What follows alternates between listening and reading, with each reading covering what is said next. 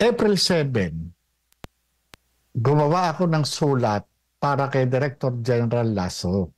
At yung sinabi ko sa kanya na ako yung ako yung gumawa niyan at ako yung nag-imbestiga diyan. Wala akong kinalaman doon sa pagkakapunta niyan kay Maharlika. Kung meron man, kung sakali man magsagawa kayo ng investigasyon, willing and able ako na humarap sa inyo.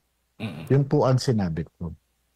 Sir Jonathan, itong mga pictures po na nabanggit po ninyo, maaari ho ba ninyong maibigay at maipakita yan sa susunod na mga hearing?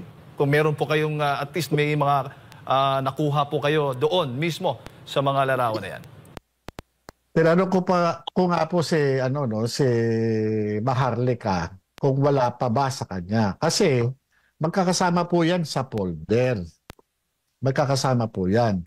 Kung may mga dokumento na nakarating na nakakasama doon sa nakapaloob, hindi po pwede na wala siyang kopya dyan. Di ba?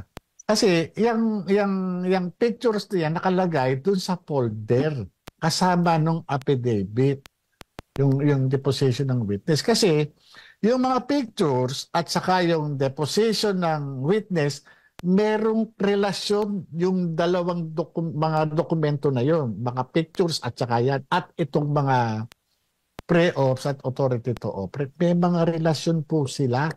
Kasi itong mga pictures po na ito talagang in-identify, sinertipikahan mismo ng confidential informant na siya mismo ang kumuha ng litrato. Kung mapapansin niyo po, kung balilitaw sa publiko ito, makikita stolen shot po yun.